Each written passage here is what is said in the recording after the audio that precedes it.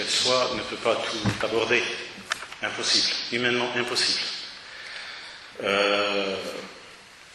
Première chose, moi je trouve un peu faux de confronter la théorie à la pratique. Ce sont deux choses qui sont nécessaires l'une à l'autre.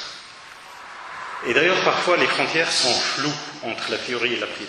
Si on prend par exemple notre assemblée cet après-midi, est-ce de la théorie ou est-ce de la pratique? C'est les deux. C'est de la théorie parce qu'il y a un échange de connaissances, c'est de la pratique parce que on est en train de dire ce qu'il faut faire.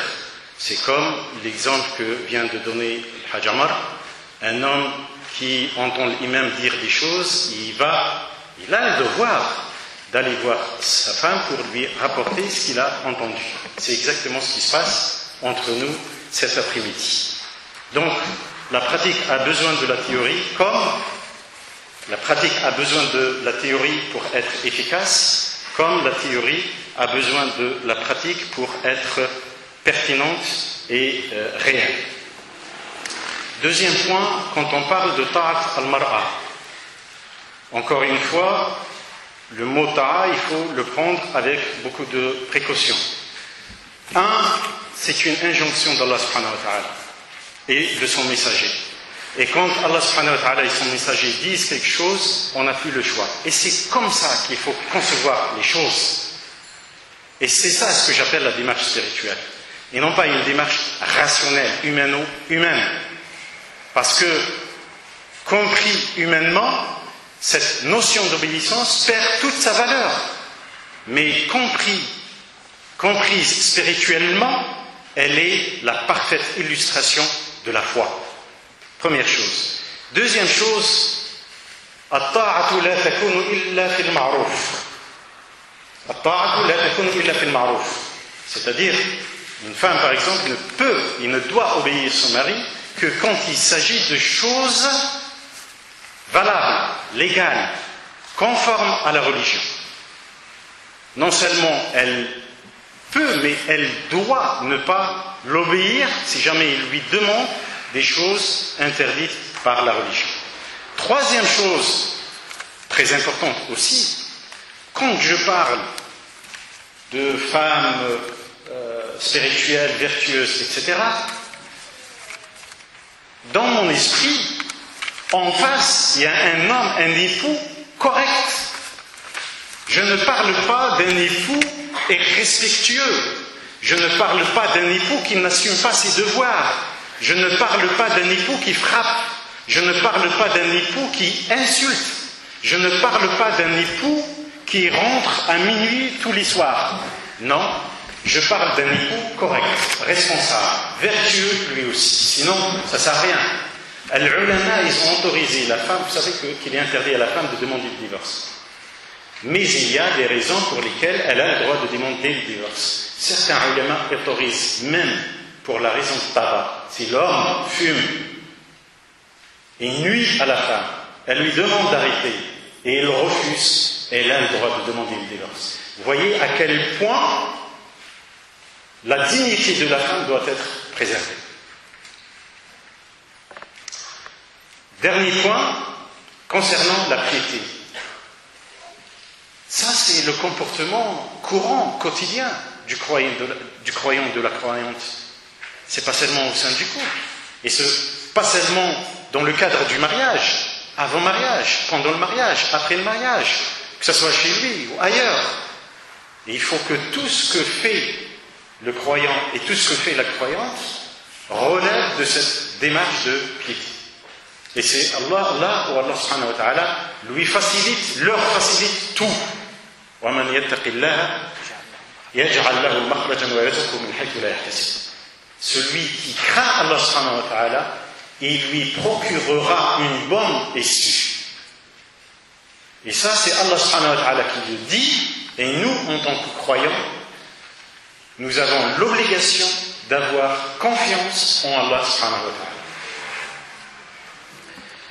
Donc il y a une question qui commence bien. Est-ce que l'homme a la possibilité de battre sa femme pour l'obéissance? Il y a quelques années, à Lyon, Abdallah doit être au courant, un journaliste avait posé cette question à un imam qui s'appelle Abdelkader Bouzayan. Je ne sais pas si ça vous dit quelque chose. Et Abdelkader Bouzayan a répondu par l'affirmatif. Bien entendu en expliquant les choses. Et il a été expulsé. Et à l'époque, c'était Dominique de Villepin qui était ministre de l'Intérieur. Il a fait recours, la justice lui a donné tort au ministre de l'Intérieur, mais le ministre de l'Intérieur a fait appel et il a gagné. Et à ma connaissance, Abdelkader Bouzayan est toujours expulsé, et ça depuis au moins 10 ans, voire même plus. Donc là, vous me posez un peu de questions, mais je vais répondre. Alors, s'il y a des agents secrets dans la salle, ne déformez pas mes propos. Certes, Allah subhanahu wa ta'ala dit dans le Coran al-Karim وَاضْرِبُوهُمْ. Certes. Il y a plusieurs éléments. Je prends le temps pour expliquer cette affaire parce qu'elle est importante. Le premier élément, le Coran dit à l'ulama, certaines règles du Coran, pas toutes, mais certaines, sont générales, absolues. Et c'est le prophète alayhi salatu wassalam, c'est la sunna du prophète alayhi salatu wassalam qui les spécifie, qui les recadre. Ça ne veut pas dire que les règles coraniques sont incomplètes, non, elles sont générales. Al-Qur'anu mutlaq wa sunnatu tuqayyiduh, comme yaqulu l'ulama. Je vous donne un exemple concernant le legs. Vous savez ce que c'est que le legs? C'est quelqu'un qui dit, après ma mort, vous donnez tant de ce que j'aurais laissé à telle personne ou à telle association. C'est ce qu'on appelle le leg. En arabe, on dit al-wasiyya. Prenez Surat al-Nisa par exemple. Le leg n'est pas, le montant du leg n'est pas déterminé, n'est pas identifié, n'est pas limité. Allah subhanahu wa ta'ala dit min ba'di wasiyatin yusuna biha aw dayn. Yusuna biha. Il ne dit pas combien par rapport à l'héritage. D'accord? Donc le wasiyya est général. C'est le prophète alayhi salatu wassalam qui a limité la valeur du legs au maximum, au tiers de la valeur de l'héritage. Il ne faut pas que le legs dépasse le tiers, sinon les héritiers seront pénalisés. Ils n'auront rien. Et d'ailleurs, on raconte que Napoléon, pendant son expédition en Égypte, s'en était inspiré dans le cadre de son code pour limiter le legs dans la loi française au quart. Vous comprenez? C'est général. Ce n'est pas. C'est le prophète alayhi salatu wassalam qui spécifie la règle coranique. Et Allah subhanahu wa ta'ala nous dit que nous avons dans la vie du prophète alayhi salatu wassalam le meilleur exemple, le meilleur modèle à suivre. Walakum fi rasulillahi uswatun hasana. Deuxième chose. Troisième chose, As-Sira, c'est-à-dire la biographie du prophète alayhi salatu wassalam, nous dit que le prophète alayhi salatu wassalam n'avait jamais levé sa main sur une de ses épouses. Et pourtant, il y avait des conflits conjugaux. Croyez pas qu'il n'y avait pas de conflits conjugaux entre le prophète alayhi salatu wassalam et ses épouses, radiyallahu ta'ala anha. Si, une fois, il les a abandonnées pendant un mois, tellement elle l'agaçait. Et une fois, pour vous faire rire, un petit problème entre lui et Aïcha. Donc le prophète alayhi salatu wassalam invite les parents de Aïcha pour régler le problème. Abu Bakr as-Siddiq, donc le père de Aïcha, arrive avec la mère de Aïcha, Roman, radiyallahu ta'ala anha. Donc il y avait le prophète, Aïcha en face, les deux parents de Aïcha. Et à un moment, Aïcha dit au prophète alayhi salatu wassalam, takallam wa la taqul illa haqqa. Parle, mais ne dis que la vérité. Et ça, elle le dit au prophète alayhi salatu wassalam. C'est-à-dire l'homme parfait. Abu Bakr lui donne un coup, il frappe sa fille, à cause de ce qu'elle vient de dire. Aïcha court et se cache derrière le prophète alayhi salatu wa sallam. Et alayhi salatu wa sallam dit à Abu Bakr, Ma li hada da'awnaka ya Abu Bakr, ma li hada da'awnaka ya Abu Bakr. Ce n'est pas pour la frapper que je t'ai invité, que je t'ai demandé de venir. Donc vous voyez qu'il y avait des conflits. Et malgré cela, jamais, au grand jamais, le prophète alayhi salatu wa sallam n'a frappé une de ses épouses. Et donc, certes, c'est dit dans le Coran, mais c'est une permission, ce n'est pas une injonction. Et c'est une permission très, très, très, très encadrée, à tel point que les ulama disent que la frappe dont il s'agit ici, c'est avec siwak. Vous savez, siwak, c'est tout. C'est pas frapper, etc. Et je vous donne un autre exemple dans le Coran al-Karim. Rafraîchis-moi la mémoire. فإذا حللتم فاصطادوا وإذا حللتم فاصطادوا. C'est-à-dire quand on fait le pèlerinage par exemple, on se met dans ce qu'ils appellent l'état de sacralisation, ihram. Et tant qu'on est en état de sacralisation, on n'a pas le droit de chasser. On est bien d'accord? Et Allah subhanahu wa ta'ala dans ce verset dit, lorsque vous sortez de votre état de sacralisation, c'est-à-dire lorsque vous aurez terminé vos rituels, fasadu, c'est-à-dire chasser. Si je traduis textuellement, c'est chasser. C'est un impératif. C'est conjugué à l'impératif. Chasser. Est-ce que cela veut dire que, à chaque fois qu'un pèlerin sort de son état de sacralisation, doit aller dans le désert et chasser? Non. Ça veut dire que tu peux chasser. Mais ça ne veut pas dire qu'il faut chasser. Donc, conclusion, notre meilleur exemple, notre meilleur modèle, c'est le prophète alayhi salatu wa sallam. Et le prophète alayhi salatu wa sallam n'a jamais frappé une de ses épouses, et c'est lui que nous devons suivre. Et d'ailleurs, dans un hadith, il dit que 70 femmes sont venues voir Aïcha pour se plaindre de leur époux qui les frappait, de leurs époux qui les frappaient. Le prophète alayhi salatu wa sallam, dans la mosquée, il a rapporté ce fait et il a dit, certainement ceux qui frappent leurs femmes ne sont pas les meilleurs d'entre vous. Laysu bi khiyarikum. Ceux qui frappent leurs femmes ne sont pas les meilleurs d'entre vous. Alors imaginez si on frappe encore injustement.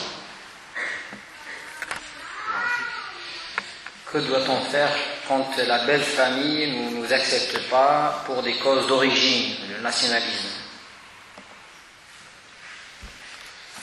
Je ne sais pas. Lutter, patienter. Je pense que la meilleure réaction, c'est l'endurance et c'est la générosité, si j'ose dire. Vous savez ce que ça veut dire, silatul rahim? C'est-à-dire l'entretien du lien familial, parce que la famille fait partie de la famille. Silatul rahim, c'est pas celui qui vient chez toi, tu vas chez lui. Non, ça c'est donnant. Silatul rahim, tu vas chez celui de ta famille qui ne vient pas chez toi, qui rend avec toi. C'est ça, silatul rahim, comme dit le prophète alayhi salatu wa sallam dans un hadith. Donc, si cette belle famille n'accepte pas la belle-fille ou l'époux parce qu'il est originaire d'une autre nationalité, c'est une erreur, mais il faut faire l'effort de ne pas avoir la même attitude, le même comportement vis-à-vis de cette belle famille, invoquer Allah subhanahu wa ta'ala pour qu'elle retrouve le bon sens, on va dire, et incha'Allah ta'ala les choses s'arrangeront. Comment se déroule la procédure de demander la main d'une femme? Alors c'est très simple. Je connais une femme d'une manière ou d'une autre, quelle que soit la manière dont j'ai connu cette femme. Je l'ai peut-être vue dans la rue, quelqu'un m'en a parlé, etc., etc. voilà, aujourd'hui il y a le travail, effectivement, il y a l'université, il y a... Bon, quelle que soit la manière dont j'ai connu cette femme, a priori, de prime abord, elle me plaît, ne serait-ce que physiquement. La première chose, il faut que j'enquête, comme je le disais tout à l'heure. Elle est issue de quelle famille? Cette famille, quelle est sa religiosité? Quelle est sa proximité vis-à-vis de la religion, etc., etc. Je suppose, en supposant que ces éléments-là sont positifs à mes yeux, eh bien, la première chose à faire, c'est effectivement, au lieu de l'appeler ou de chercher son numéro de portable ou je ne sais quoi, c'est aller vers son père, par exemple, sa famille, ce qu'on appelle le wali, vers soi-même ou envoyer sa famille ou tout le monde, etc. Et là, la religion autorise ce qu'on appelle al-ru'ya al-shar'iyya. Al-ru'ya al-shar'iyya, c'est la rencontre légale. Elle me plaît physiquement, sa famille me plaît, mais moi, je souhaite savoir quelles sont ses idées, quels sont ses objectifs, quel est, en gros, son projet. Et d'ailleurs, j'ai trouvé sur le net un frère qui a préparé pour les femmes une centaine de questions qu'elles doivent se poser lorsque quelqu'un se présente à elles. Et je trouve qu'il s'agit de questions très très pertinentes. Et donc, dans ces rencontres légales, alors pourquoi Sharia? Parce que ce n'est pas une khalwa, c'est-à-dire il faut que l'homme et la femme, il faut qu'il y ait une tierce personne.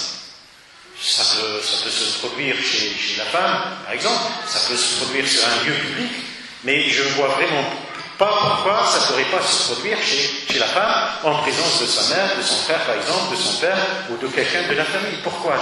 Sincèrement, je vois pas. Je vois pas. Et là, on parle de tout. On parle de tout. On parle de tous les sujets, de tous les objectifs que chacun a dans sa tête, le projet de chacun, comment chacun voit les choses, etc. Les seules choses à respecter, il faut radd al-basar, il ne faut pas insister au niveau regard, et il faut que la femme n'utilise pas une voix fine, il faut qu'elle soit naturelle. D'accord? Cette rencontre, elle peut se répéter 2 fois, 3 fois, 4 fois, pourquoi pas, mais il ne faut pas qu'elle se transforme, disent les ulama, en ce qu'on appelle ici des fiançailles. C'est-à-dire, j'ai demandé sa main, elle est ma fiancée, et du coup, on a tous les droits. On sort ensemble, on se prend la main, on va au cinéma, on va au restaurant, on fait des voyages, etc., etc. Tout ça, c'est haram. Al-khitba, ce n'est pas un mariage. Al-khitba, c'est seulement une promesse, disent les ulama. Ce n'est pas un mariage. Donc, al-khitba, tant que le mariage n'a pas été conclu par ce qu'on appelle aqd al-nikah, bi-arkanihi al-arba'a, al-wali wa shahida adl, donc le tuteur, les 2 témoins de bonne moralité, sirat al-ijab wa al-qaboul, la demande et l'acceptation, et la dot. Donc, tant que ce aqd nikah n'a pas eu lieu, les 2 personnes restent étrangères l'une à l'autre. Elles n'ont aucun droit l'un vis-à-vis de l'autre, à part les 3 ou 4 rencontres légales, qui peuvent durer des heures, et ils peuvent aborder tous les sujets. Alors, l'ulama autorise aussi l'homme de, par exemple, pas surveiller, mais voir la femme, par exemple, quand elle marche dans la rue, il peut se cacher, etc., et regarder, etc., etc., etc. En dehors de ça, il n'y a rien n'est autorisé. À partir de là, soit l'homme décide, change d'avis, et s'aperçoit que cette femme-là ne lui convient pas, ou que la femme s'aperçoit que l'homme ne lui convient pas. Et donc, aussi bien l'homme, c'est-à-dire le prétendant, a le droit de changer d'avis et de mettre fin à al-khitba, mais aussi la femme. Elle peut dire non. Et elle peut même dire non à son propre père.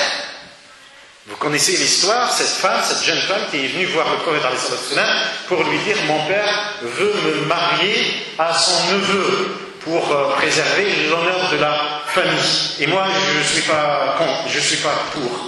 Et donc, le prophète a convoqué l'homme et il lui a dit, tu n'as pas le droit de marier ta fille malgré elle. Et à ce moment-là, la fille a répondu, j'accepte au messager d'Allah, je voulais seulement que les femmes sachent qu'elles ne peuvent pas être mariées contre leur gré. Donc, première possibilité, on met un terme à la khitba. Deuxième possibilité, eh bien, on est d'accord. L'homme est d'accord pour épouser et la femme est d'accord. Et bien, à partir de là, la meilleure chose, c'est de conclure le mariage tout de suite. C'est-à-dire faire aqd nikah que je viens de décrire. À partir de ce moment-là, ils sont mariés. Ils sont mariés, ils peuvent se fréquenter, etc., etc.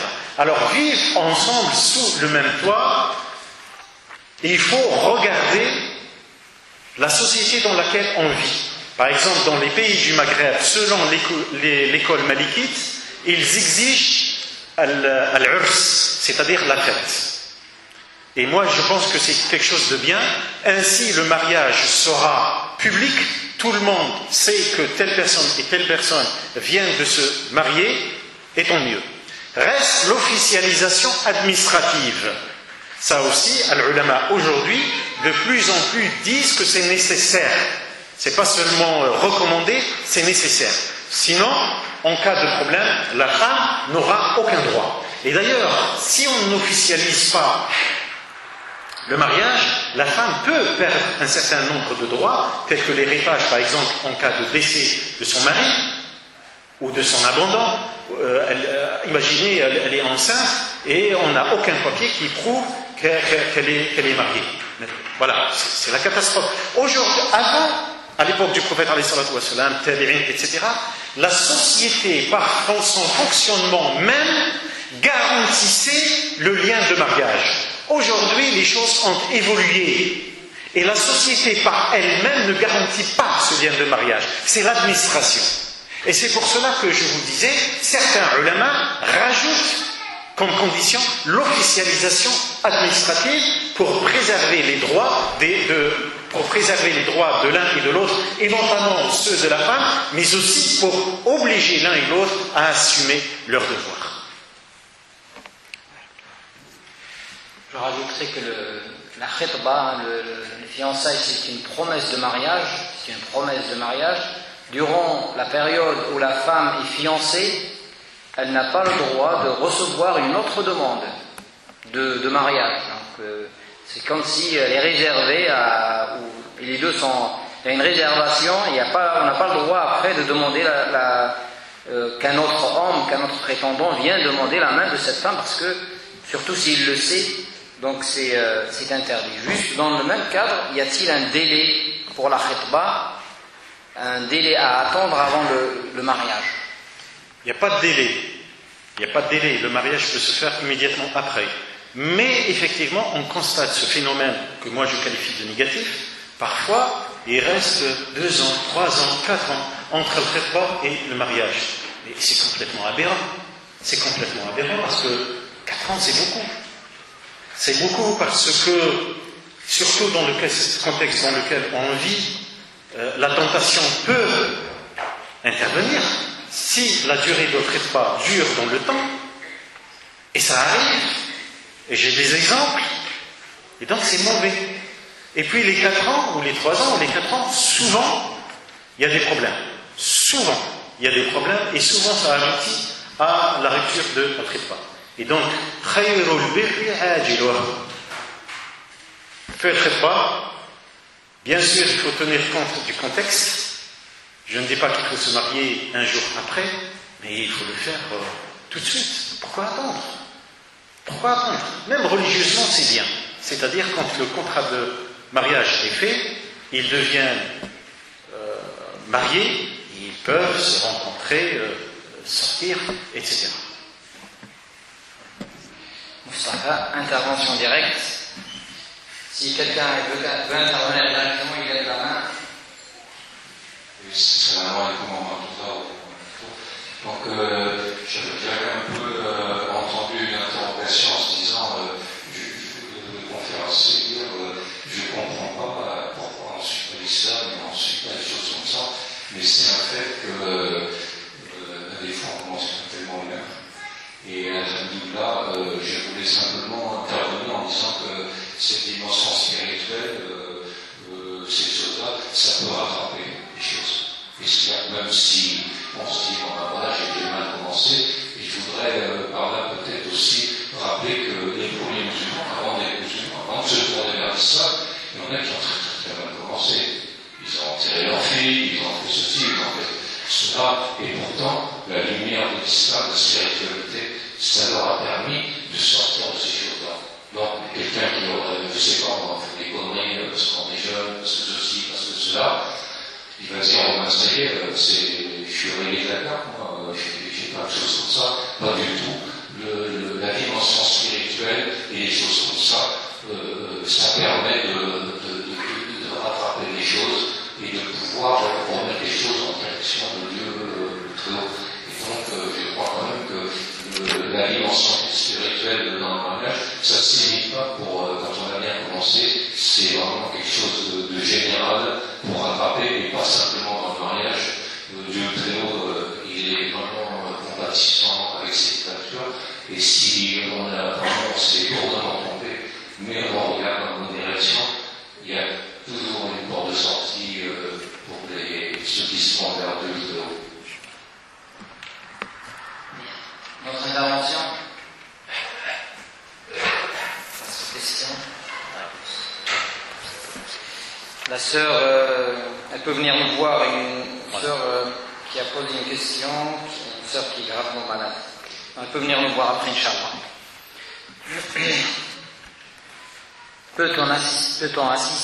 Peut-il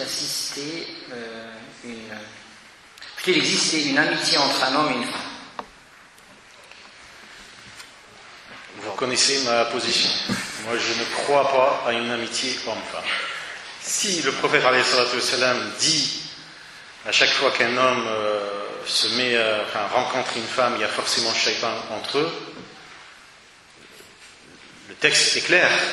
Le texte veut dire qu'il ne peut pas y avoir une relation autre que maritale entre un homme et une femme. Et je peux vous assurer que même une rencontre virtuelle peut aboutir à des conséquences graves. Et pas seulement sur les sites de rencontres qui sont faits même sur des forums qui n'ont rien à voir avec rapport homme-femme. Des forums normaux qui parlent de tout et de rien, de l'économie, de ceci, de cela. Et puis, une femme qui discute avec un homme sur un sujet qui n'a absolument rien à voir avec la relation homme-femme. Et puis, il y a une certaine proximité qui s'établit. Et puis, il y a le langage qui évolue. Et puis, qui évolue gravement. Et puis, qui peut aboutir à des choses, à des conséquences inadmissibles. Donc, c'est pas ma position seulement, c'est les ulama qui le disent. Il ne peut pas y avoir une relation homme-femme, je dis bien homme-femme, hors mariage. Alors, aujourd'hui, oui, il y a le travail, les gens qui travaillent, etc., les hôpitaux, etc., etc. Mais il faut que chacun fasse en sorte que ses relations à l'autre restent strictement professionnelles. Et ça, on peut. Il suffit de se maîtriser. C'est-à-dire, il suffit de se donner des règles à respecter absolument. Dès que je constate que la discussion déborde, eh bien je m'en vais. Dès que je constate que l'autre personne a des attitudes un peu bizarroïdes par rapport à ma moralité, eh bien je le fais savoir ou je change mes attitudes, mes façons de faire, etc., etc. Donc c'est du devoir de chacun, homme ou femme, de faire attention. Mais amitié homme-femme, ça, je ne crois pas une fraction de seconde. Une question, tu as déjà un peu répondu. Est-ce que c'est possible de connaître son époux ou son épouse avant le mariage, puisqu'il est interdit de les rencontres avant le mariage, dans la religion? Oui, bien sûr, c'est ce que je disais tout à l'heure, à travers l'enquête déjà, avant même al-khitba, il faut faire l'effort d'aller demander à des gens que pensent-ils de telle famille, de telle personne, etc. Et il faut y insister, il faut le faire bien comme il faut. Et après, il y a ce qu'on appelle Ru'ya Shar'iyya, donc ces rencontres légales en présence d'une tierce personne, pas forcément une fois, pas forcément deux fois, plusieurs fois, essayer de parler de tout. Voilà, mais l'essentiel dans cette histoire, c'est encore une fois la démarche spirituelle. Il faut invoquer Allah subhanahu wa ta'ala et il faut faire salat al-istikhara, et soyez certains qu'Allah subhanahu wa ta'ala vous guidera vers l'objectif que vous escomptez, croyez-moi. Mais pour cela, il faut en avoir la certitude. Lorsqu'une femme veut travailler dans un endroit où elle est obligée d'enlever son voile et que son mari respecte son choix, sachant que le couple n'est pas dans le besoin, quelle est la position de l'islam par rapport à ça, surtout pour le mari? Vous posez des questions. Moi, je vais rester, je dirais, textuel. Travailler pour une femme, ce n'est pas une raison valable pour qu'elle ôte son hijab. C'est clair et net. Surtout, en plus, s'ils ne sont pas dans le besoin. Et croyez-moi, si vous évitez une situation pour plaire à Allah subhanahu wa ta'ala, même en perdant certains avantages, Allah subhanahu wa ta'ala fera en sorte que vous ayez d'autres avantages 1 milliard de fois plus importants que ceux que vous avez perdus. Il y a une sœur, une jeune fille qui demande, elle n'a pas grandi avec son père, donc elle a grandi avec sa maman, et elle demande, est-ce que mon cousin Germain peut être pour moi un représentant légal? Elle le considère comme son grand frère. Son père, il n'est pas là. Mais si son père est présent, le père perd son statut de tuteur s'il est mort, bien entendu, s'il est malade mental, c'est-à-dire inconscient, ou s'il est quelque part, s'il est perdu, on ne sait pas où il est et on ne sait pas comment le contacter. C'est là où il perd son statut de tuteur. Par contre, s'il est là, même si le couple est divorcé et même si la fille a grandi avec sa mère et non pas avec son père, mais s'il est là et s'il est possible de le contacter, le père ne perd pas son statut de tuteur. Alors attention, ce statut de tuteur, c'est une grosse responsabilité. Il ne faut pas que l'homme en abuse pour faire ce qu'il veut, même au détriment de l'intérêt de sa fille. Non, pas du tout. Le statut du tuteur, il est là justement pour garantir l'intérêt de sa fille. Donc encore une fois, si le père est là et possible contactable, il ne perd pas son statut de tuteur.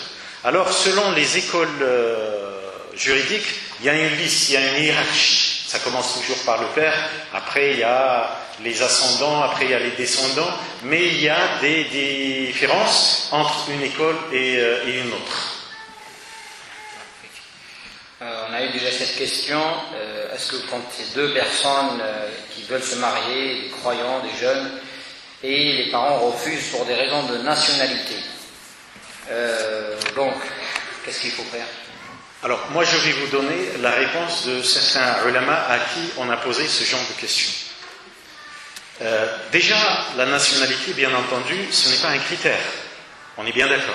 Ce n'est pas un critère. Le critère, c'est la religiosité et le bon comportement, que ce soit pour l'homme ou la femme. Première chose. Deuxième chose. Dans les conditions du choix, il y a ce qu'on appelle l'équivalence, le kafa'a. Et cette équivalence, certains la rejettent, d'autres l'adoptent. Elle est là, non pas par discrimination, ce qu'il faut, je crois qu'Abdallah l'avait expliqué, non pas par discrimination, mais elle est là pour éviter des problèmes dus justement à des différences au niveau social, au niveau intellectuel. Et on peut situer la différence de nationalité dans ce domaine-là.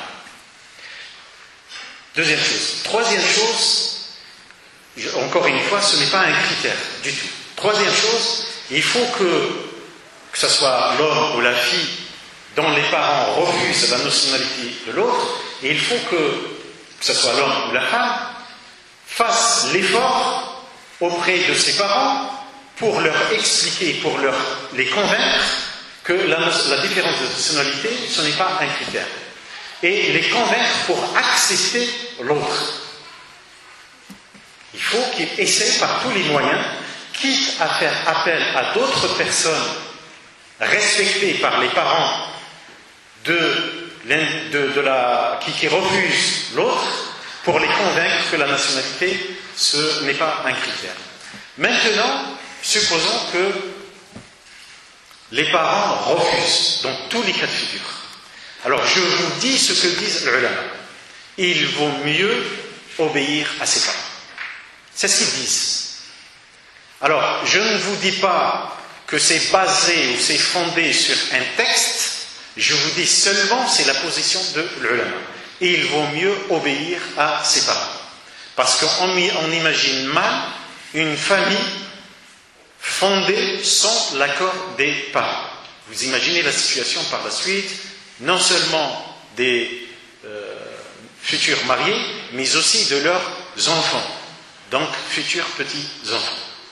Voilà les 4 éléments de réponse que l'ulama donne souvent dans le cas de ce genre de questions.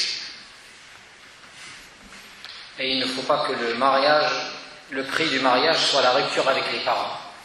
Il ne faut pas que le prix du mariage soit la rupture avec les parents. Donc s'il faut céder et délaisser un mariage pour garder les liens avec les parents, il vaut mieux délaisser le mariage et ne pas perdre nos parents, c'est quelque chose de très très important. Donc un homme qui ne se confie pas à sa femme, donc le problème de... Oui.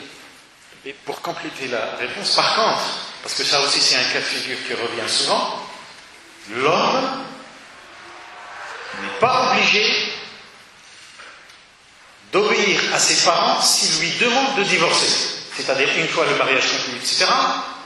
Et la femme est bien, l'homme est heureux avec sa femme, puis pour des raisons, vous connaissez, de folie totale, la maman demande à son fils de répudier sa femme, ou le père. Dans ce cas-là, l'homme, non seulement il a le droit de refuser, mais s'il estime que cette demande est aberrante, il n'a pas le droit d'obéir à ses parents. Il n'a pas le droit de divorcer. Parce que ça serait une grande injustice vis-à-vis de sa femme.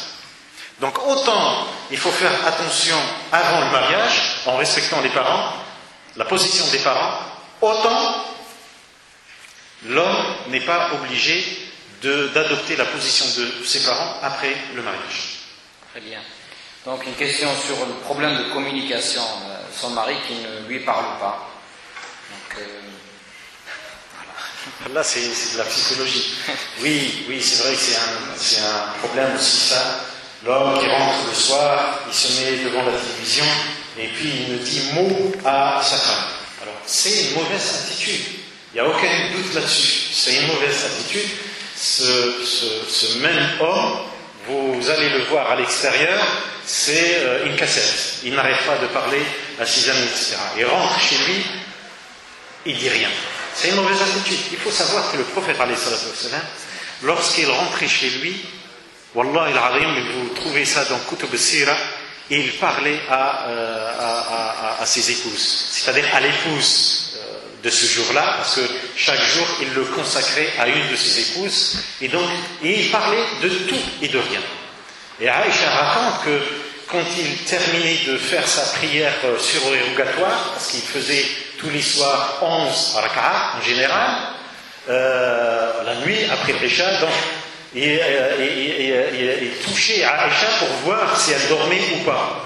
Et si elle ne dormait pas, il lui parlait, il lui disait des choses, il dialoguait, il disait tout et de rien. Et donc, non, il faut parler à son épouse. C'est vrai que les hommes n'aiment pas raconter leur journée, mais c'est un effort à faire. Et nous avons dans la vie du prophète un exemple à suivre. Juste dans le cadre de question de représentant légal des tuteurs d'une femme, si une fille a un beau-père qu'elle considère comme son père, est-ce qu'elle doit faire appel à son père biologique, en quelque sorte, c'est-à-dire qu'on ne connaît pas très bien son père biologique, est-ce que c'est lui qui... Je ne sais pas ce que ça veut dire un père biologique. Un père, c'est un père. Il ne s'est pas occupé d'elle. Voilà. Il ne s'est pas occupé... Non, il ne perd pas son statut de tuteur. Du moment où elle peut le contacter, il ne perd pas son statut de tuteur, sauf s'il le refuse. Sauf s'il le refuse, dans ce cas-là, elle peut passer dans la liste. Alors il y a le grand-père, il y a les ascendants et les descendants. Et si elle ne trouve pas de tuteur du tout, dans ce cas-là, elle peut faire appel à l'imam ou à un centre islamique pour se marier. Mais le beau-père ne remplace pas le père. Il y a beaucoup de questions concernant le halal. Le halal et le mariage à la mairie. Est-ce que quand on fait juste un halal, on est considéré comme marié? Est-ce qu'on peut accepter pour nos filles de se marier uniquement avec l'imam et laisser 1 an ou 2 ans après le mariage civil? Voilà, toutes ces on l'a déjà traité, mais si tu peux répondre. Alors, le mot halal est utilisé ici à tort et à travers.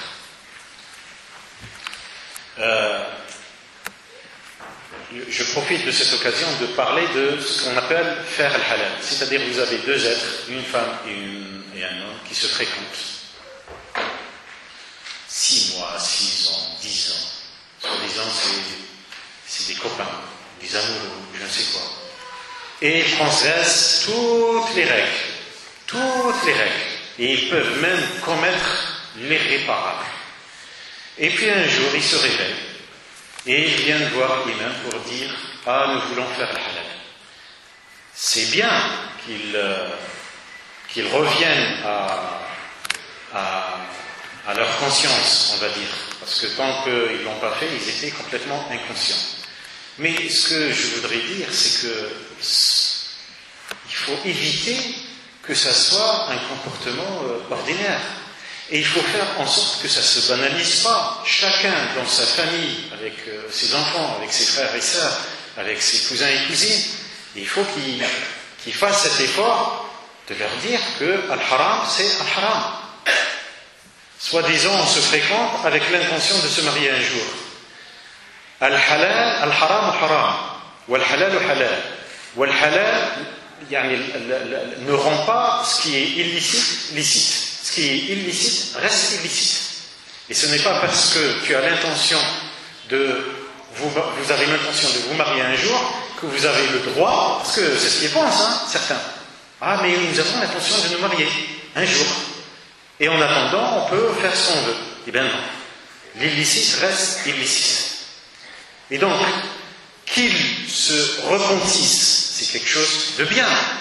Mais il faut faire en sorte que cette façon de faire les choses ne soit pas banale, parce que c'est du haram, et il faut le détester. Et ceux et celles qui en ont les moyens, ils sont obligés de l'interdire. Maintenant, concernant l'officialisation administrative, comme je le disais tout à l'heure, la société a évolué. Et cette officialisation administrative devient nécessaire. Maintenant, est-ce que c'est un élément de validité du mariage? Non. Du moment où le mariage, le contrat de mariage, Aqd Nikah, a respecté les 4 conditions que j'ai citées tout à l'heure, Aqd Nikah est valable. Après, ça dépend du contexte. Je vous disais, par exemple, dans les pays maghrébins, il faut al-urs. Le madhab al-maliki yujib al-urs, pour que les deux puissent vivre ensemble. Ici en France, on n'a pas cette exigence. Et donc voilà, il est recommandé d'officialiser administrativement le mariage. D'ailleurs, la loi oblige cela. La loi, quand 2 individus se présentent devant un imam, ou un prêtre, ou un rabbin, la loi autorise l'homme de religion, guillemets, de réclamer ne serait-ce qu'un rendez-vous à la mairie. ne serait-ce qu'un rendez-vous à la mairie, voire même l'acte de mariage officiel. Et ce, pour éviter tout problème par la suite. Et le droit musulman, l'un de ses principes fondamentaux, c'est la transparence. Il faut que les choses soient faites de sorte qu'il n'y ait plus de problème par la suite. Alors, pour résumer, l'officialisation administrative est nécessaire et fortement recommandée. Mais ce n'est pas une condition de validité ou d'invalidité du mariage. C'est-à-dire, si un homme et une femme se sont mariés, entre guillemets religieusement, en respectant les 4 conditions, ils sont mari et femme. Et on ne peut pas les qualifier de fornicateurs. Mais il est fortement recommandé qu'ils officialisent administrativement leur mariage.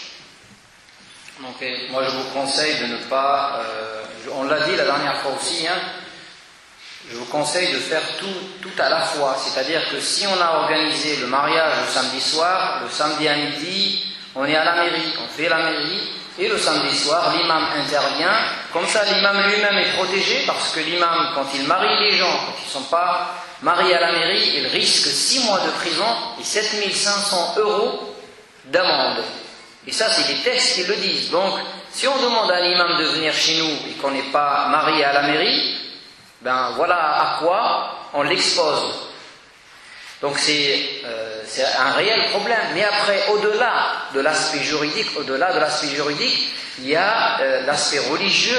C'est-à-dire, imaginez qu'un homme, on l'a dit la dernière fois, se marie avec une femme, consomme le mariage, religieusement parlant, et il part. Et on a eu plusieurs cas comme ça, plusieurs. Et il part, et elle est enceinte. L'enfant, l'enfant de qui?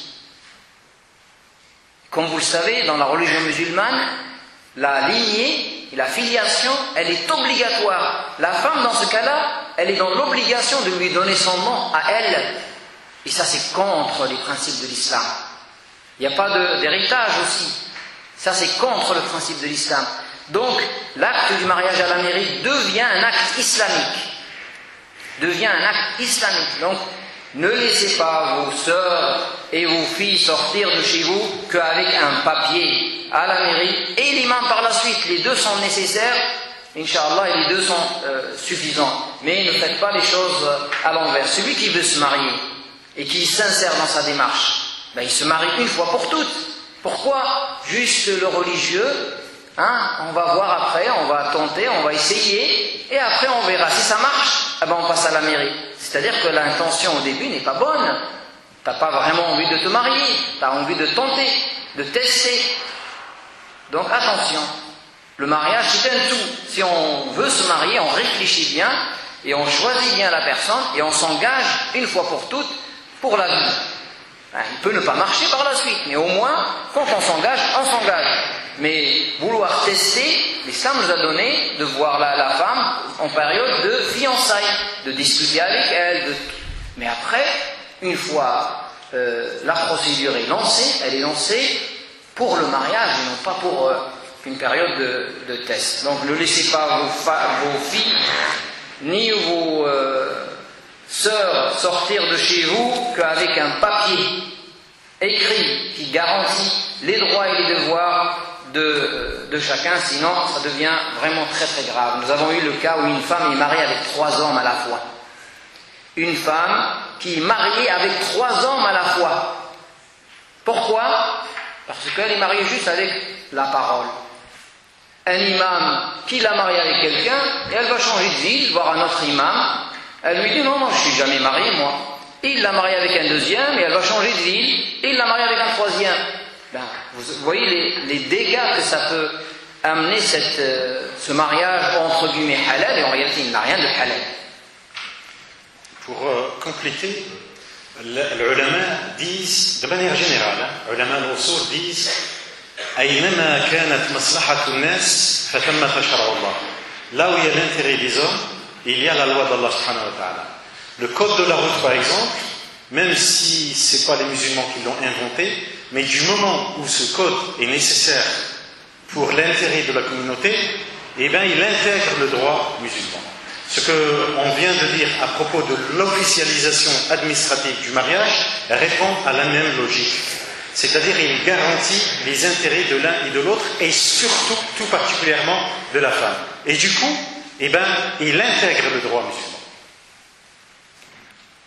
Est-ce qu'un homme peut forcer sa femme à mettre le hijab, à porter le hijab? Ils sont mariés, elle n'avait pas le hijab. Ouais. Alors, ça rejoint une problématique plus générale. C'est les conditions de mariage. C'est-à-dire qu'avant le mariage, avant de conclure le mariage, l'un et l'autre peuvent dicter un certain nombre de conditions, à condition que ces conditions-là soient conformes à la religion. Par exemple, une femme qui travaille, quand je dis travail, c'est-à-dire c'est dans un contexte respectueux de la moralité musulmane, elle peut, dans le cadre de l'khitba, dire « Ok, mais à condition que je puisse continuer à travailler. » Alors, si l'homme accepte cette condition-là, il ne peut pas changer d'avis par la suite.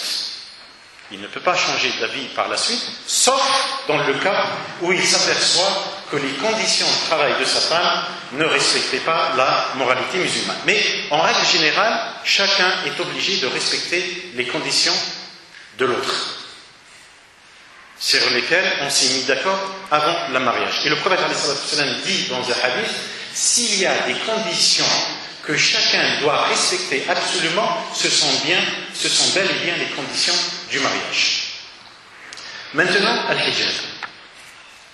C'est-à-dire que cet homme-là, lorsqu'il a rencontré cette femme, elle ne portait pas al-hijab, donc il le savait. D'accord? Et il l'a accepté ainsi. Al-hijab, si par exemple la femme voulait imposer à son homme, dans les conditions de départ, la condition de ne pas porter al-hijab, dans ce cas-là, disent al-ulama, cette condition n'a aucune valeur. Parce qu'elle est contraire aux valeurs de l'islam. Une femme doit porter al-hijab. C'est-à-dire que l'homme, normalement ici, il aurait dû dire, après le mariage, tu dois porter al-hijab. Et dans ce cas-là, si elle avait refusé, le mariage n'aurait pas eu lieu. Donc l'erreur de cet homme, c'est qu'il a accepté une situation initiale et après il veut la changer par la force. C'est là l'erreur. Maintenant, est-ce qu'il peut l'obliger, etc. Donc par rapport au mariage, l'erreur vient de lui. C'était à lui de tenir compte de cet aspect-là dès le départ. L'accepter ou ne pas l'accepter. Donc l'erreur, concernant le contrat de mariage, je ne parle pas du hijab lui-même, elle vient de lui. Maintenant, elle est sa femme. Elle ne porte pas le hijab. Lui, il a évolué dans sa religiosité. C'est ce que je disais tout à l'heure dans la conférence, l'évolution du couple. Et donc, ça a forcément un impact sur la vie de couple. Moi, ce que j'ai envie de dire, au-delà de la question, et au-delà de la manière dont on veut le faire, c'est essayer de vous comprendre, essayer de la convaincre que al-hijab c'est une obligation. Mais par la bonne exhortation, de la meilleure manière possible. Allah subhanahu wa ta'ala nous demande de dialoguer avec les non-musulmans par la bonne exhortation. Alors imaginez avec un musulman et imaginez avec son propre conjoint. Il faut que cette femme comprenne que le hijab est une obligation, mais il faut que ce frère comprenne aussi qu'on ne peut pas obliger comme ça, qu'il faut convaincre. Vous voyez comment c'est très très important de tenir compte du maximum d'éléments avant même le mariage.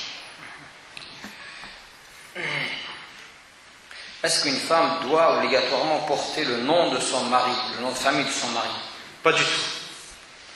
Pas du tout. Mais bon, on est dans une société où la femme doit porter le nom de son mari.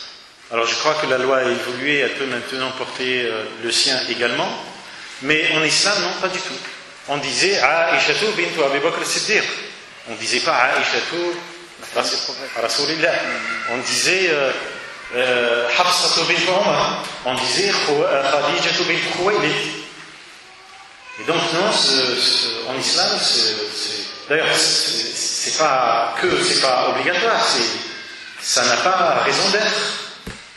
Elle reste fille de son père, en termes de lignée. Et d'ailleurs, comme le disait Abdullah tout à l'heure, le fiqh al-islami, le droit musulman, il protège six notions. La religion, le shar' al-islami, le droit musulman, a pour mission de protéger, de préserver 6 choses. Ad-din, la religion. Al-aql, la raison. Al-nafs, l'être, l'intégrité de l'être physique. Al-mal, le bien, la propriété privée, si vous voulez. Al-'ird, c'est-à-dire l'honneur, et al-nasab, c'est-à-dire la lignée.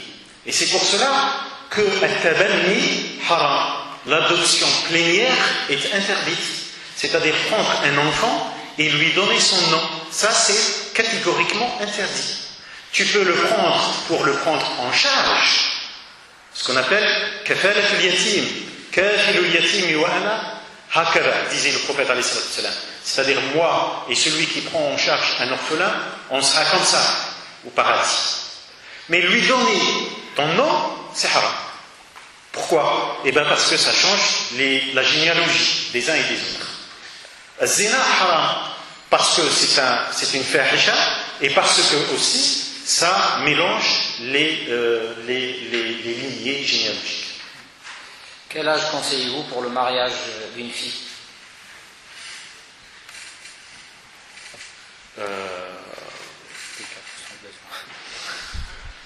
Je pense que c'est relatif. Le plus tôt possible, c'est mieux, aussi bien pour la fille que pour le garçon d'ailleurs. Sincèrement, le plus tôt possible, c'est mieux. Et alors, certains disent, oui, mais je ne suis pas encore stable. Alors moi, je leur dis, mariez-vous pour être stable. Et n'attendez pas à ce que vous soyez stable pour vous marier. Parce que la stabilité vient avec le mariage. Maintenant, pour l'âge, sincèrement, c'est relatif. Le plus tôt possible, en règle générale, le plus tôt possible, c'est mieux. Mais parfois, il y a des contraintes, etc. Donc, chacun en fonction de son contexte. Je rappelle juste, Inch'Allah, on va faire la prière de l'Asr ici. Donc, on va continuer les 5 ou les 6 questions qui restent, Inch'Allah. Et on va faire l'adhan et faire la prière ici, Inch'Allah, pour les frères et les sœurs. Ma fille a 17 ans, ça rejoint un peu les questions de tout à l'heure, mais je la pose quand même. Il y a plusieurs questions. Et on veut faire un halal avec un garçon du même âge.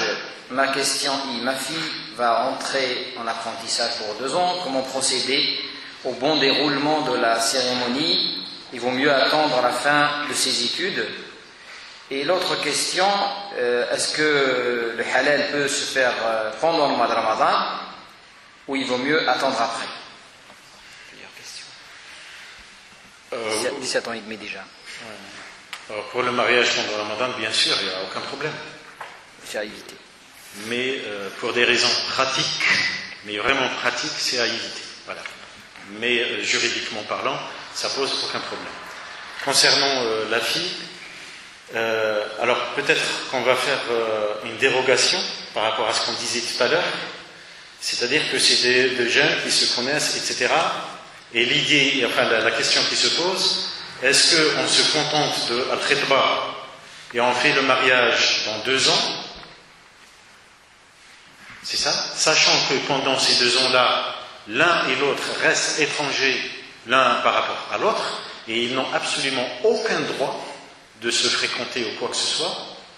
Ou bien l'autre possibilité, se marier entre guillemets religieusement pour qu'ils puissent se fréquenter, sortir ensemble, etc. Alors, voilà. Dans la première possibilité, l'inconvénient que je vois, l'avantage, c'est qu'ils ne vivront pas ensemble. L'inconvénient, c'est le risque de la tentation. 2 ans, c'est long, et ils sont jeunes. Dans la deuxième possibilité, moi, personnellement, le meilleur compromis que je vois, c'est effectivement, tu peux donner ton avis à Abdallah, les marier, religieusement parlant, mais leur demander de ne pas faire en sorte que la fille tombe enceinte. pour éviter les tentations. Wallahu a'lam. Moi, je dirais qu'à 17 ans et demi, j'en ai fait des mariages comme ça. Généralement, quand on est très jeune, à 17 ans et demi, qu'on veut se marier, c'est parce qu'on est amoureux, c'est parce qu'on veut faire vite, et que ce mariage-là n'aboutit pas. 6 mois après, j'ai eu le cas, 6 mois après, un divorce. Un divorce, et on a cherché le monsieur pour qu'il divorce, c'était pas simple. Donc, généralement, quand on est à cet âge-là, moi je lui conseille plutôt d'attendre la fin de ses études, qu'il se présente officiellement avec ses parents, que ça ne soit pas juste parce que je suis amoureux, il n'y a pas d'autre choix, parce que ses parents sont stricts, sont sévères, ou mes parents à moi, la seule solution c'est de les marier comme ça. Je trouve que c'est risqué, et il vaut mieux attendre, réfléchir, il vaut mieux patienter, jeûner le jeudi et le lundi, patienter, attendre, Inch'Allah, l'âge où on est capable d'assumer une famille, 20 ans, quand on finit ses études, 20 ans c'est très bien, ou 22 ans, en tout cas c'est quand on est prêt pour le mariage, et on lance la procédure. Généralement, quand on est à 17 ans et demi, le choix il est fait par rapport à des critères d'affection et d'amour, uniquement, sans réfléchir vraiment aux conséquences, est-ce que c'est vraiment la bonne personne ou pas. Et ce que je vous dis, j'ai eu plusieurs situations comme ça, où ça finit par divorcer. J'ai jamais vu un couple qui s'est créé à 17 ans et qui est resté dans le temps. Donc, mais les deux solutions sont possibles. À vous de choisir. Donc, le fait pendant Ramadan, on a répondu. Comment doit se dérouler la cérémonie du mariage? En gros, comment la fête doit se dérouler? Très simplement, moi je reposerai, si vous voulez, reformulerai cette question autrement. C'est quelles sont les choses à éviter, parce que la fête c'est quoi? La fête c'est, c'est un acte naturel. Il n'y a pas de description. Vous savez, dans le droit musulman, al-aslu huwa al-ibaha, c'est-à-dire le principe de départ, c'est la permission, c'est l'autorisation. Vous savez, il y a deux domaines. Il y a le domaine cultuel et il y a le reste, relationnel, y compris le mariage. Dans le domaine cultuel, c'est-à-dire as-salat, as-sawm, al-hajj, etc., tout est interdit, sauf ce qui a été institué par le prophète. On n'invente rien, on fait ce que le prophète nous a demandé de faire. D'accord? Donc le principe dans le domaine cultuel, c'est l'interdiction, sauf ce qui a été institué par le prophète, par le législateur. Dans le domaine, le reste, la vie de tous les jours, y compris le mariage, les fêtes, etc., le principe s'inverse. Tout est permis, sauf ce qui a été interdit par le législateur. Donc une fête, ça fait partie de ça. Le principe, c'est la permission, c'est une fête. C'est on mange, on boit, on rigole, voilà, etc. Donc la question qui se pose, quelles sont les choses à interdire dans ce cas-là? C'est les choses interdites par la religion. 1. La mixité. Il faut éviter dans les cérémonies de mariage. La mixité. On voit des mariages, mais sincèrement, c'est inadmissible.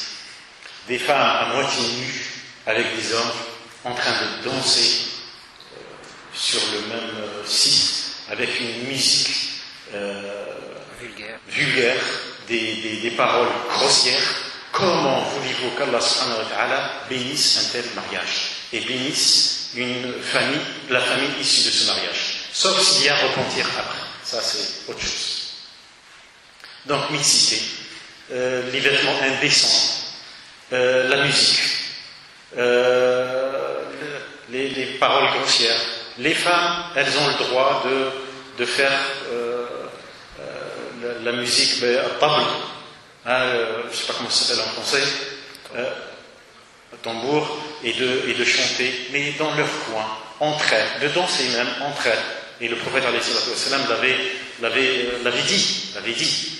Et les hommes à part, en train de discuter, manger, boire, être heureux, être joyeux. Vous savez, la fête, on n'a pas besoin de ces choses-là pour que la fête soit joyeuse. Du moment où c'est fait dans le respect des valeurs et des principes de la religion, normalement c'est là notre bonheur et notre joie. Et croyez-moi, c'est Allah subhanahu wa ta'ala aime ça et bénit le mariage à partir de là. Peut-être un mot, il faut éviter le gaspillage. Ça aussi, c'est quelque chose à éviter. Et le prophète, alayhi salatu wa salam, y compris dans la dot, le prophète, alayhi salatu wa salam, dit les femmes les plus bénies sont celles dont la dot est la moins élevée. Moi aussi, je vous conseille de faire une seule fête, de ne pas faire une fête chez la famille du mari, une fête chez la famille de la femme, et ainsi de suite, plusieurs fêtes, et gaspillent énormément d'argent. Il y a des gens qui s'endettent, qui prennent des prêts à la banque de je ne sais pas combien de milliers d'euros pour faire un mariage. Pourquoi ma fille ne prend pas un mariage, ne fait pas un mariage comme les autres? Pourquoi? Et on se surpasse dans ce domaine-là jusqu'au jour où celui qui n'a pas les moyens, il n'ose pas marier sa fille, ou il attend parce que... Donc non, le mariage simple, inviter 20 personnes, sacrifier un mouton et faire un mariage simple, c'est peut-être le plus béni des mariages. Quand on a les moyens et quand on veut faire un mariage sans s'endetter, on peut, bien sûr, c'est pas interdit de faire la fête et de célébrer le mariage, c'est même obligatoire, mais il faut qu'elle soit dans la simplicité. Et l'argent qu'on doit gaspiller, qu'on va gaspiller pour les futilités, pour ça, pour les robes, il vaut mieux le donner à ce couple-là qui vient de se construire, ou leur offrir un voyage, une umrah pour leur voyage de mariage, ou quelque chose comme ça qui est utile pour eux et pour leur vie future. Et non pas gaspiller de l'argent, énormément d'argent, pour fêter un soir. Donc c'est simplifier au maximum. Et plus le mariage est simple, plus on incite les jeunes à se marier aussi. Parce que si à chaque fois les parents, pour marier leur fille ou leur garçon, ils savent qu'il faut dépenser 10 000 euros ou plus, ils vont se dire non, il faut attendre. J'en ai eu des cas où les gens ne veulent pas se marier parce qu'ils veulent attendre pour mettre de côté de l'argent pour pouvoir s'offrir un grand mariage qui finit dans 6 mois par un divorce. Donc attention, faites les choses simplement et vous aurez Inch'Allah la plus de bénédictions d'Allah subhanahu wa ta'ala. Donc une question sur le voile au collège. Donc on a des filles qui sont au collège, et parfois ils ont le choix, soit comme la loi est déjà sortie, collège et lycée. La réponse, c'est pas moi qui la donne, c'est Cheikh Qaradawi.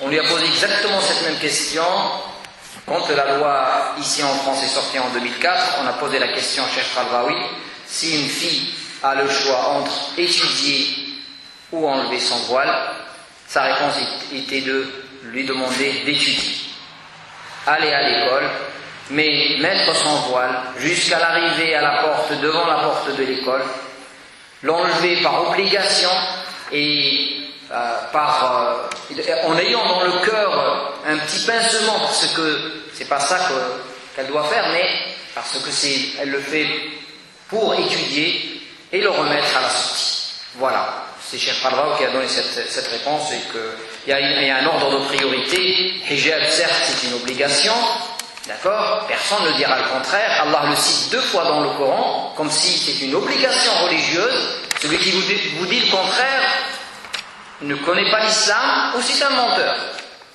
D'accord? Maintenant, quand on a un ordre de priorité, quand on vit dans un pays non musulman et que le contexte est très très difficile, notamment à l'université, vous avez le droit de mettre votre voile. À l'université, on a le droit, là il faut bien se renseigner, d'accord, on a le droit de mettre le voile. Maintenant, au collège, au lycée, c'est un contexte particulier, et c'est pas une raison pour partir de chez soi,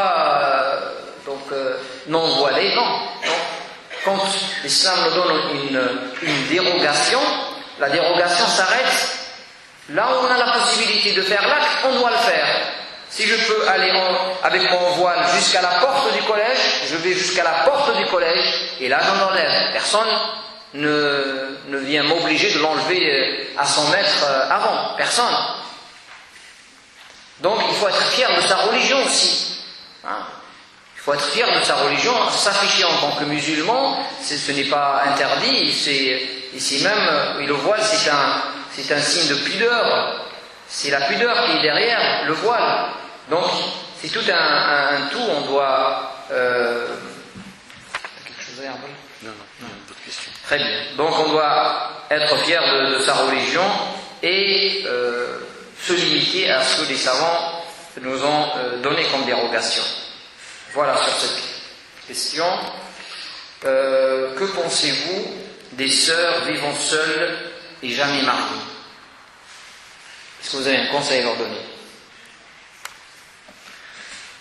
Là aussi, moi je vous dis ce que disent les ulama, il est déconseillé à une femme de vivre seule.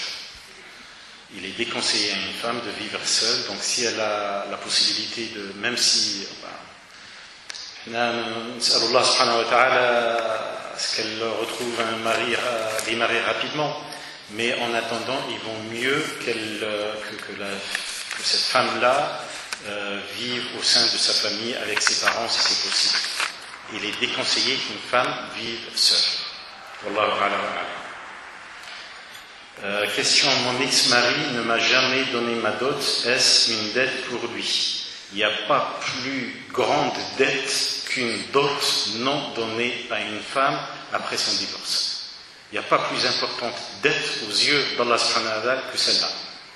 C'est-à-dire qu'effectivement, lors du mariage, on peut s'entendre sur un report de la dot ou d'une partie de la dot, ce qu'on appelle ta'jil, mu'ajjal. Par contre, une fois le divorce prononcé, l'homme doit obligatoirement s'acquitter de la dot, ou de la partie de la dot qui n'a pas été honorée. Quitte à s'endetter par ailleurs. Mais il faut qu'il donne à son ex-femme, on va dire, sa dot. Lors du divorce, la femme a droit à 4 choses, selon le droit musulman. Elle a le droit à sa dot, si la dot n'a pas été honorée lors du mariage, du contrat de mariage. Elle a le droit à un salaire, à une pension, si elle est enceinte, jusqu'à ce qu'elle accouche. Elle a droit à une pension si elle allaite, jusqu'à ce que le délai d'allaitement se termine, c'est-à-dire 2 ans. Et quatrièmement, elle a droit à ce qu'on appelle al-mut'a, c'est-à-dire que l'homme, en fonction de ses moyens, doit lui donner quelque chose, de l'argent, enfin, chacun selon ses moyens, une voiture, lui laisser par exemple le mobilier, l'électroménager, enfin voilà, ou tout si on a les moyens. Une autre question, peut-on demander la umrah en dot pour le mariage? Bien évidemment, bien entendu.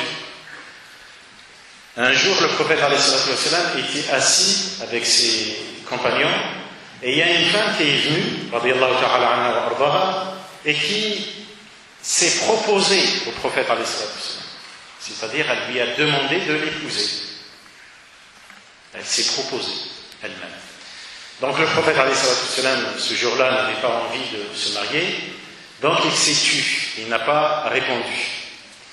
Et à un moment, un de ses compagnons qui était là lui a dit: ô messager d'Allah, si tu n'as pas envie de l'épouser, est-ce que tu peux me la marier à moi? Et donc, le prophète lui a dit: et qu'as-tu? As-tu quelque chose que tu peux lui donner comme dot? Non, je n'ai rien. Une bague en fer? Non, je n'ai rien. Tu peux aller chez toi chercher, peut-être trouveras-tu quelque chose. Et il va chez lui, il revient, il dit: j'ai rien. Et effectivement, ils étaient comme ça, les compagnons. En règle générale, ils étaient pauvres, mais alors absolument pauvres. Et à un moment, il lui dit, parce qu'il avait ce qu'on appelait l'izar ou al-rida, parce qu'à l'époque, il mettait un bout de tissu sur la partie haute et un bout de tissu sur la partie basse. Izar ou al-rida. Et bien entendu, vieux de chez la vieille, hein, il lui dit, je lui donne mon Ezra comme dot, et je garde la vie. Et le prophète alayhi salam lui dit non.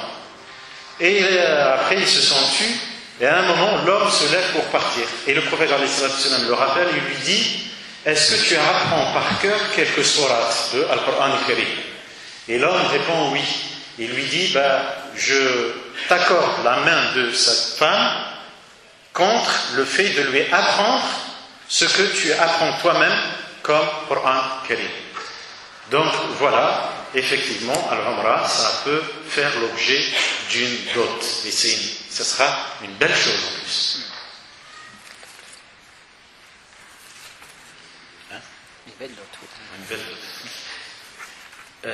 Alors, une question. Lorsque deux personnes se sont mises d'accord de se marier et que les deux parents de la femme ou de la fille ne sont pas d'accord à cause de conditions traditionnelles, à cause des traditions en fait. Est-ce que si les personnes prennent un imam pour se marier, quand même, sans l'accord des parents? Je laisse la question à celui qui a l'habitude de marier les gens. Ça rejoint la question de l'origine. Voilà. Vous savez, parfois, les parents voient des choses que l'on ne voit pas nous. Et parfois, leur position se révèle finalement utile et bénéfique. Effectivement, ça rejoint la question, la remarque qu'on a faite tout à l'heure. Il faut éviter de faire un mariage au détriment de ses parents, c'est-à-dire avec le prix à payer, en l'occurrence la rupture avec ses propres parents. Je dirais que ces questions se traitent au cas par cas. Ouais. La règle générale, c'est que quand les parents ne sont pas d'accord, on ne s'engage pas sur une relation de mariage, parce que s'engager sur une relation de mariage sans avoir derrière soi sa famille, c'est voué à l'échec à 90%. Après, donc, moi, la règle générale, c'est ça. Il faut user de tous les moyens, comme l'a dit Abdallah, pour que les parents soient d'accord. Ne serait-ce que d'accord forcé. Allez, en tout cas, ils sont là. Par contre, la question est pertinente d'un autre côté. Imaginons le cas où un père refuse systématiquement tous les prétendants. Depuis que sa fille a 20 ans, jusqu'à ce qu'elle ait atteint 30 ou 35 ans. Tout simplement parce que le père qui refuse. C'est ce qu'on appelle dans le fiqh al-islami al-aqla. Al-aqla, c'est lorsque le père ou le tuteur de manière générale refuse de marier sa fille. Dans ce cas-là, oui, la femme peut faire appel au juge musulman, à la justice musulmane, pour la marier. C'est-à-dire, elle peut aller au-delà de l'autorité parentale, de l'autorité de son propre père. Ça, c'est vrai, ça existe. Mais quand il s'agit, comme c'est le cas ici, il vaut mieux traiter le cas avec beaucoup de prudence, et il vaut mieux ne pas garder à l'esprit cet objectif, ne pas rompre avec ses parents. Mais si le refus se répète à plusieurs reprises, et puis la fille a peur de finir ses jours sans être mariée, dans ce cas-là, oui, le droit musulman lui donne la possibilité de transgresser l'autorité de son père et de faire appel à la justice islamique. Un juge musulman, ou un centre dans un pays musulman, ou un centre islamique dans un pays non musulman. Effectivement, ça existe.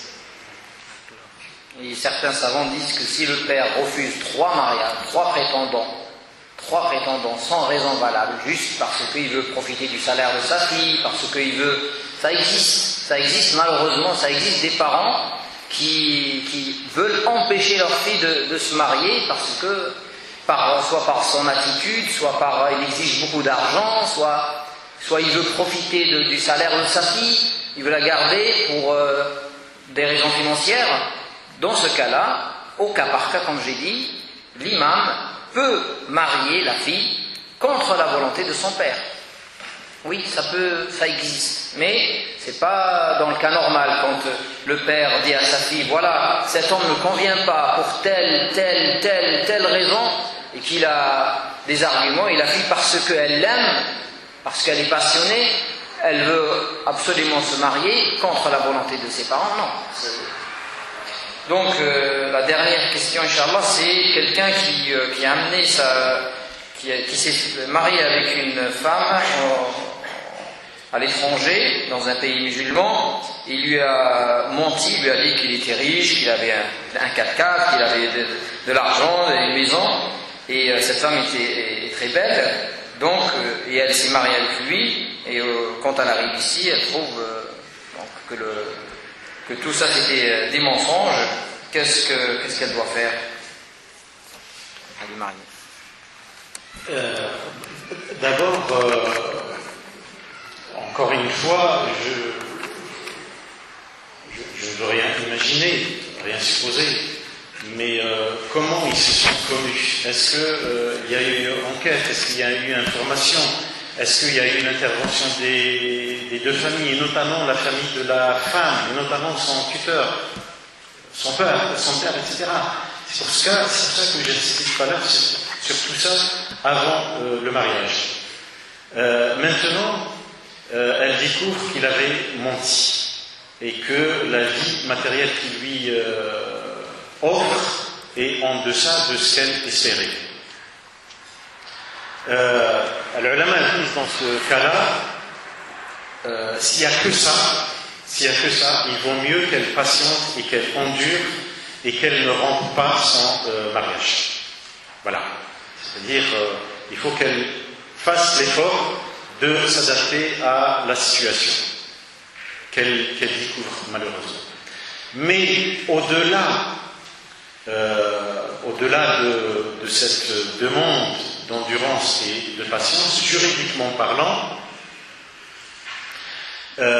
certains ulama considèrent parmi les raisons valables qui autorisent la femme à demander, attention, je ne suis pas en train de dire à cette femme de demander le divorce, loin de moi cette idée, moi je lui demande au contraire d'endurer et de patienter, de s'adapter, et Inch'Allah subhanahu wa ta'ala peut-être te procurera une issue et résoudra ton problème autrement.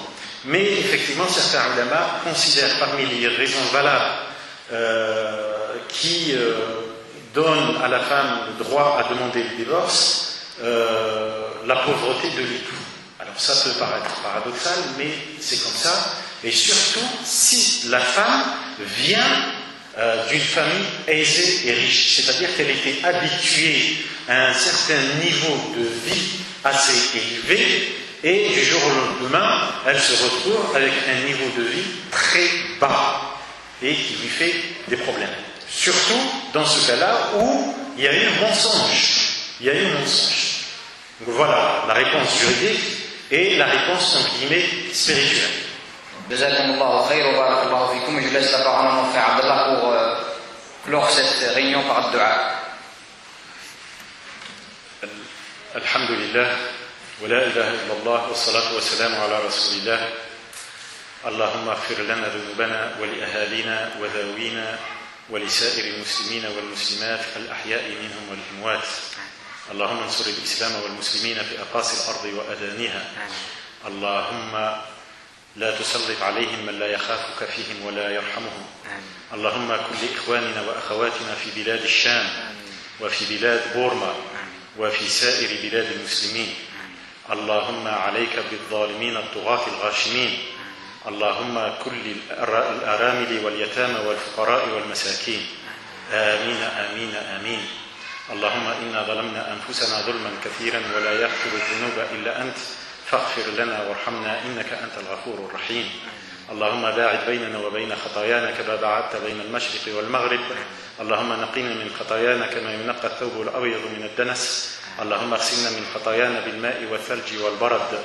اللهم إنك عفو كريم تحب العفو فاعف عنا اللهم عافنا وشافنا اللهم إنا نسألك العافية في الدنيا والآخرة ونسألك العفو والعافية في ديننا ودنيانا وأهالينا وأموالنا. اللهم استر عوراتنا وآمن روعاتنا. اللهم احفظنا من بين أيدينا ومن خلفنا وعن أيماننا وعن شمائلنا ومن فوقنا، ونعوذ بعظمتك أن نغتال من تحتنا. اللهم علمنا وانفعنا بما علمتنا وزدنا علما. اللهم فقهنا في دينك. اللهم إنا نسألك علما نافعا ورزقا واسعا وشفاء من كل داء وسقم يا أرحم الراحمين. اللهم إنا نسألك حبك وحب من يحبك. اللهم إنا نسألك الجنة وما قرب إليها من قول وعمل، ونعوذ بك من النار وما قرب إليها من قول وعمل. اللهم إنا نسألك أن تجعل كل قضاء قضيته لنا خيرا. اللهم إنا نعوذ بك من علم لا ينفع، ومن قلب لا يخشع، ومن نفس لا تشبع، ومن دعاء لا يسمع. اللهم إنا نعوذ بك من هؤلاء الأربع. لا إله إلا الله الحليم الكريم. سبحان الله رب العرش العظيم. الحمد لله رب العالمين. نسألك موجبات رحمتك وعزائم مغفرتك والعصمة من كل ذنب والغنيمة من كل بر والسلامة من كل إثم.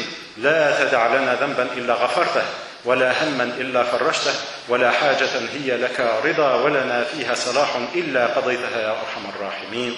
اللهم اجعل جمعنا هذا جمعا مباركا مغفورا مبرورا يا أرحم الراحمين، يا أكرم الأكرمين، يا أجود الأجودين، إنك على كل شيء قدير. ربنا تقبل منا إنك أنت السميع العليم.